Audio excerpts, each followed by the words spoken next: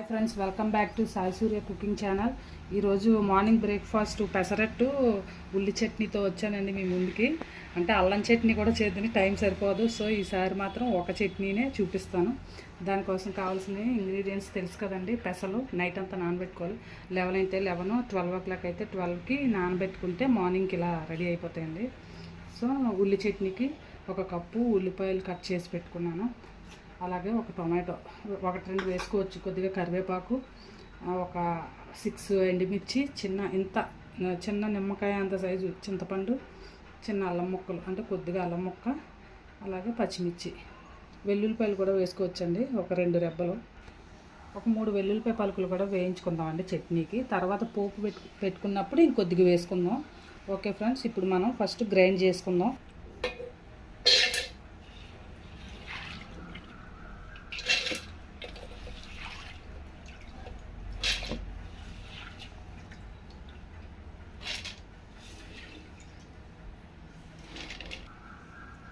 చిన్న అల్లం ముక్క అండి, చిన్నవి 2 అల్లం ముక్కలను, ఒక చిన్న 2 పచ్చిమిరపకాయలు వేసుకుందాం. అంటే నేనైతే ఇలాగే వేసుకుంటాను. అలాగే కొద్దిగా ఉప్పు, రుచికి సరిపడినంత నేను కల్లుప్పు వేసుకుంటున్నానండి. వీటన్నిటిని మనం మిక్సీ పట్టుకుందాం. ఓకేనండి, ఇదో మిక్సీ పట్టేసుకున్నాం కదా, మిక్సీ అయిపోయింది. ఇప్పుడు దీన్ని పెసరట్టు వేసుకుందాం. స్టవ్ వెలిగించుకొని ప్యాన్ పెట్టుకొని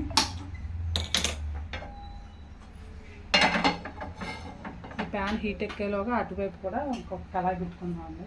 ఈ ప్యాన్ హీట్ ఎక్కేలోగా ఇప్పుడు మనం పచ్చడి కోసం వేయించుకుందామని ఈ పక్కన ఇంకొక కళాయి పెట్టుకొని పచ్చడి కోసం వేయించుకుందాం. ఒక 2 టేబుల్ స్పూన్లు ఆయిల్ వేసుకుంది. ఆయిల్ హీట్ ఎక్కింది కదండి, ఇందులో కొద్దిగా జీలకర్ర వేసుకుందాం. కొద్దిగా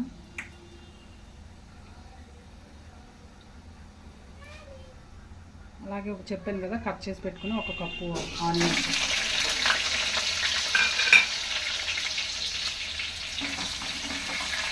కొద్దిగా ఈ ఫ్రై అవుతాయి కదండి. ఈ ఫ్రై అయ్యేలోగా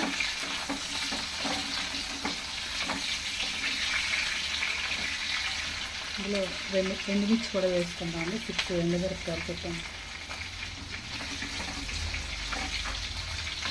ముందే ఆయిల్ వేయగానే కూడా వేయించుకోవచ్చండి. ఇంకెలాగా చట్నీకి కదా అన్నీ కలిపి వేయించుకుందామని. ఈ వేగేలోపు ఇక్కడ మనం పెసరట్టు వేసుకుందాం. ఈ ప్యాన్ కూడా హీట్ ఎక్కింది కదండి, ఇప్పుడు మనం పెసరట్టు వేసుకుందాం. ప్యాన్ బాగా హీట్ ఎక్కితే పెసరట్టు కూడా బాగా వస్తుంది.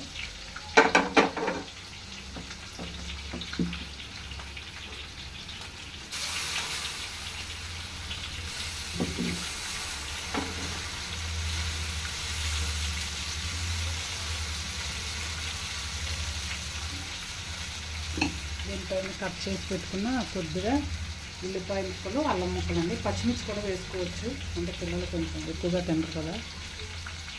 సో లైట్గా జీలకర్ర కూడానండి.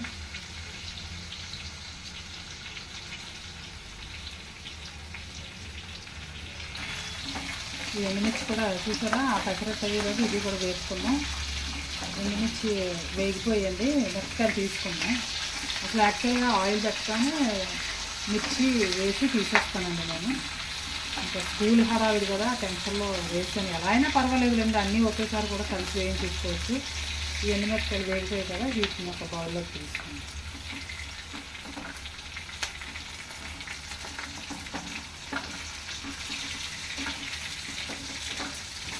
ఆనియన్స్ వేడుకున్నాయి కదండి, ఇందులోనే ఇందాక మీకు ముందుగా చూపించాను కదా, చిన్న అల్లం ముక్కలు, ఒక 2 అల్లం ముక్కలు, అలాగే 3 వెల్లుల్లి రెబ్బలు, అలాగే టొమాటో, కొద్దిగా కరివేపాకు అన్నీ వేసి ఫ్రై చేసుకున్నాం. ఇలా పెసరట్టు అవుతుందని చూద్దామండి. పెసరట్టు కూడా కాలుతుంది కదండి, కొద్దిగా పైనుంచి ఆయిల్ కొద్దిగా వేసుకున్నాం.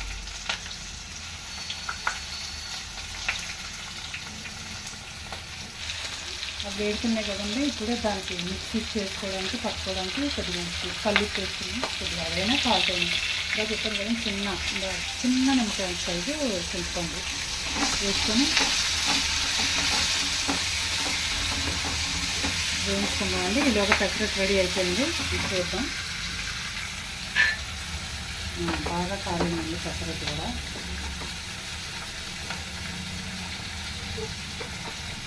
చూసారా?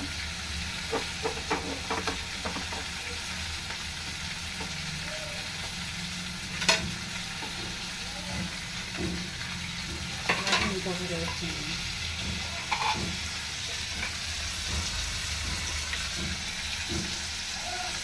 ఇది కాంటెంట్ బాగా వేస్తాను.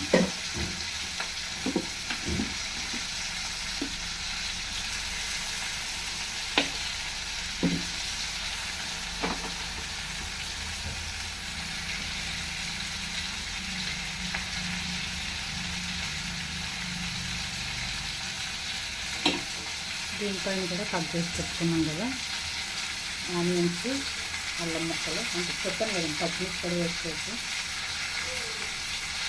కొద్దిగా జీలకర్ర కూడా.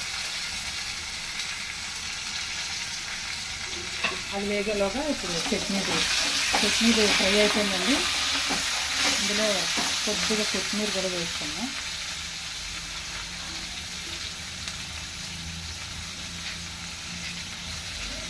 కొద్దిగా కొత్తిమీర కావాలి. ఫైనల్గా ఆఫ్ చేసుకున్నాం. స్టవ్ మిక్సీ పట్టేసుకున్నాం. కొద్దిగా చల్లారబెట్టి దీన్ని మిక్సీ పట్టేసుకున్నాం. కొద్దిగా ఆయిల్ స్ప్రింకిల్ చేసుకుందామని ఈ పెసరట్టు కూడా రెడీ అయిపోయింది. దీన్ని కూడా తీసుకున్నాం.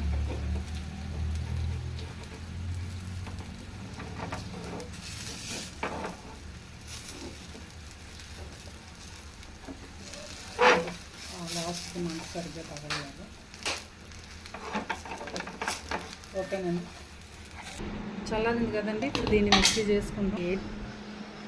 చల్లారిపోయింది కదండి, దీన్ని ఇప్పుడు మిక్సీ పట్టేసుకుందాం. పచ్చడి ఇందాక ఎండుమిర్చి కూడా వేసుకున్నాను.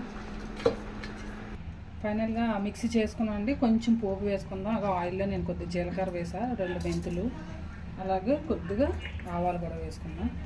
అలాగే 2 వెల్లుల్లిపాయ పలుకులు వేసుకున్నామండి. ఒక ఎండుమిర్చి కూడా వేసుకుందాం. అంటే పోపు పెట్టుకుంటే బాగుంటుంది కదండి. నెక్స్ట్ కొద్దిగా జస్ట్ పెట్టుకోకపోయినా పర్వాలేదండి, అంటే డైరెక్ట్గా అవన్నీ వేయించినాయి కదా. కొద్దిగా కరివేపాకు. ఫైనల్లీ దీన్ని పోపు వేసుకుందాం అండి. అందులో పక్కలో చెప్పాను కదండి, ఫైనల్గా పోపు వేసుకుందాం. పెసర్లో తింటే జ్ఞాపక శక్తికి బాగా మెరుగుపడుతుందని, అలాగే ఏంటది రోగనిరోధక శక్తిని కూడా పెంచుతుందండి. నాకైతే కొంతవరకు తెలుసండి, చాలామందికి చాలా విషయాలు తెలుసు. సో జ్ఞాపక శక్తిని, రోగనిరోధక శక్తిని కూడా పెంచుతుంది.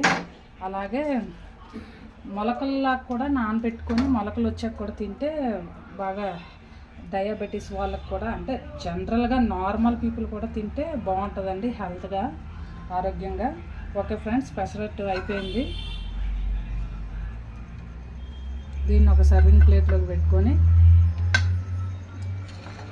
ఓకే ఫ్రెండ్స్, వేడివేడి పెసరట్టు ఉల్లి చట్నీ రెడీ అండి. మీ ఇంట్లో కూడా ట్రై చేసి టేస్ట్ చేసి మీ ఫ్రెండ్స్కి కూడా షేర్ చేయండి. అలాగే like and subscribe my channel. Bye friends, మళ్ళీ నెక్స్ట్ వీడియోలో ఇంకో వంటతో కలుద్దాం.